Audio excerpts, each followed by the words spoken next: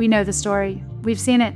We get a call that a new patient is coming into our detox, our hospital, or our IOP or outpatient setting. Once they get through the door, once the drug screen's done and is positive for opioids and fentanyl, and sometimes more, of course, then we find out she's pregnant. Sometimes people get scared. They worry about liability. They even turn them away, saying that it's not worth the risk for us to treat them. Alternatively, the patient gets admitted and we don't really have the tools at our disposal to help them not go through withdrawal, because traditionally what we learned was to wait for fentanyl to clear and wait for a COWS score of 15 or more, then start buprenorphine. Well, guess what? You're going to find out that she left against medical advice. The nurses might say there just wasn't a PRN available for her that could have helped her. My worry is, where did she go?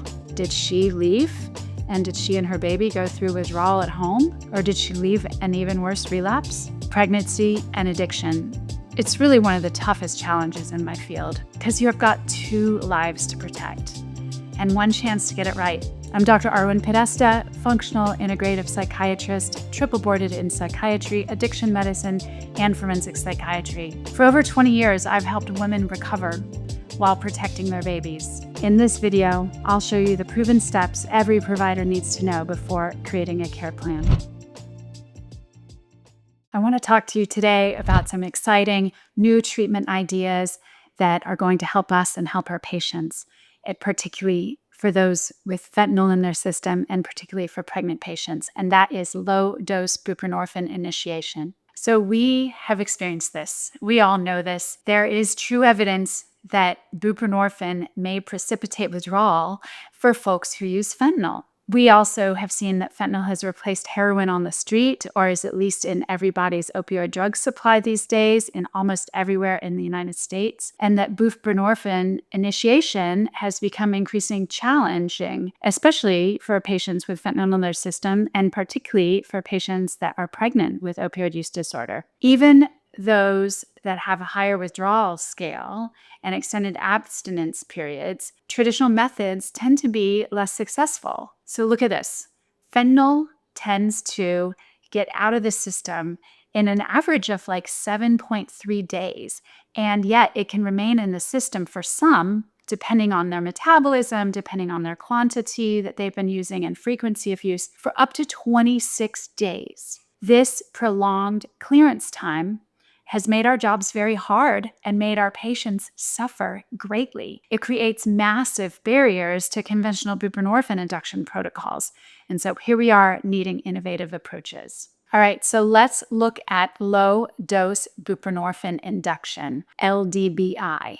It's a novel approach, harnesses Bup's unique pharmacological profile, which is that it's a partial agonist, not a full agonist, and therefore it's a new treatment protocol where patients can continue to have full opioids in their system, such as methadone or fentanyl or pain pills, until a therapeutic dose of buprenorphine has been achieved. And then once we have the therapeutic dose achieved, then that full agonist can come out, like fentanyl takes, 1 to 3 weeks to come out. Or if someone's on a standing dose of opiate, then you can start taking it out after that. And so this induction usually takes 3 to 10 days, but timeframes are very different because everybody has to be individualized. So here we have a publication that is citing the first randomized clinical trial looking at LDBI. So a randomized clinical trial, not just observational studies. But this hasn't been completed yet, but I just wanted to show you here that it is in the works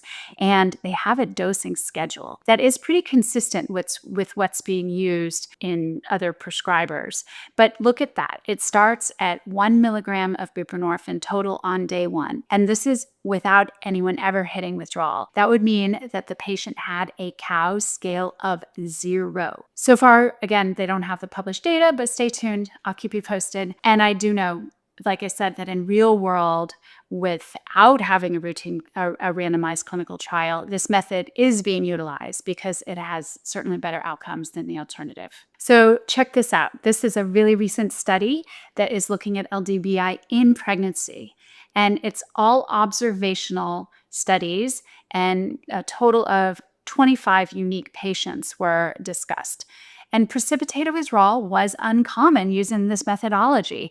About 8% of patients, so 2 of the 25 patients, actually had some precipitated withdrawal. So what we can conclude from this is that LDBI in pregnant patients has some very good efficacy, and findings align with LDBI outcomes seen in non-pregnant patients. And so we just want to think about this as an option because we're really all facing this and we need to be on the ready to treat. I borrowed this from a colleague's presentation. I'm talking about the Bernese method, Bernese, and adoption of what we're talking about in general, LDBI. So anyway, this is a great little graphic kind of explaining what we're doing here with LDBI. The standard typical approach that we all learn to start buprenorphine treatment is based on patients absolutely stopping opioids and experiencing opioid withdrawal before starting buprenorphine.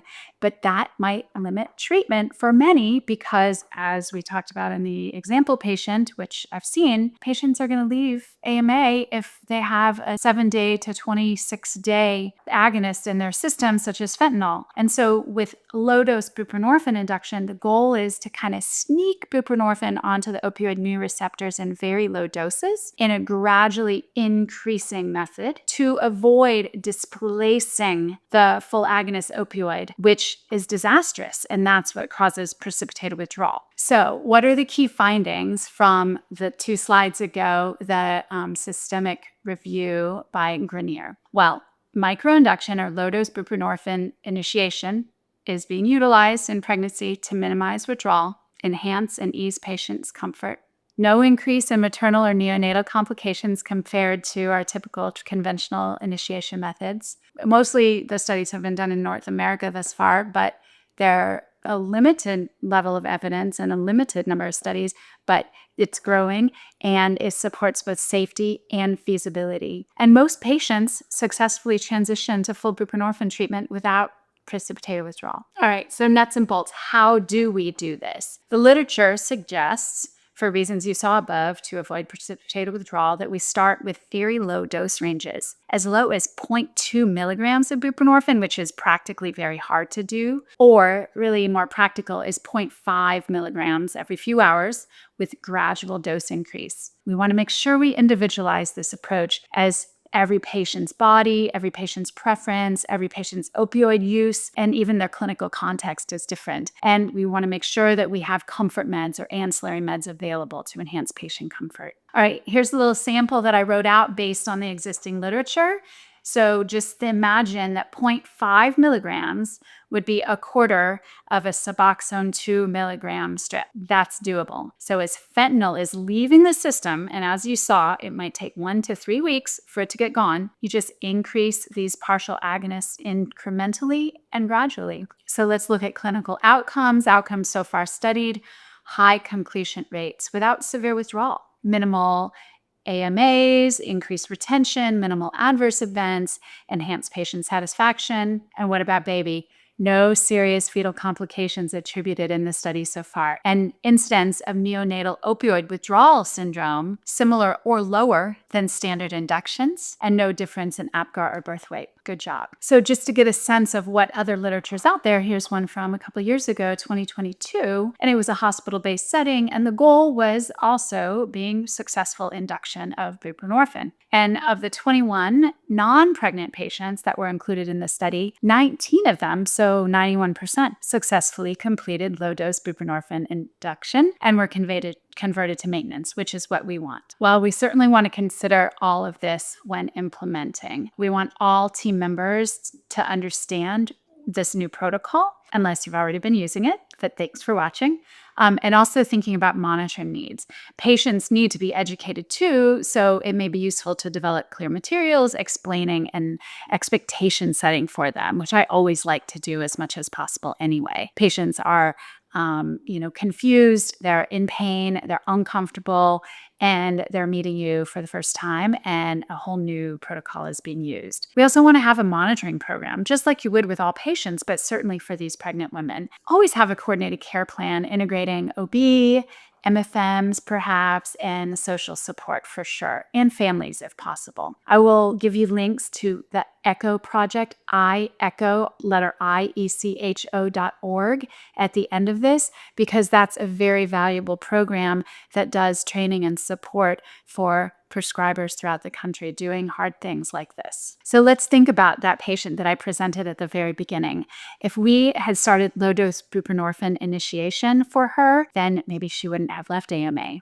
Maybe she wouldn't have gone and relapsed if that's what happens. And LDBI initiation in pregnancy demonstrates promising safety and efficacy profiles, offers more comfort for pregnant individuals with opioid use disorder, particularly with fentanyl in their systems. It's patient-centered, thinking of comfort and thinking of the individual's needs, but also with good treatment efficacy. There's growing evidence of support for mom and baby, and we really, as providers, we should integrate these protocols thoughtfully, certainly thinking about informed consent and maybe even writing your own research efforts. We really want to use thoughtful implementation of LDBI because it has the potential to really significantly improve treatment outcomes for pregnant patients with OUD, especially in this time of fentanyl. Here are the two main references that I lean on for this, and there's certainly going to be more attention to this and more researchers out there. And then these are the links to two Project Echo programs that are working on destigmatizing, on training, and on giving support for folks that are working in this tough field. I will put those links in the liners. Thank you so much for your attention to this, and thanks for your time.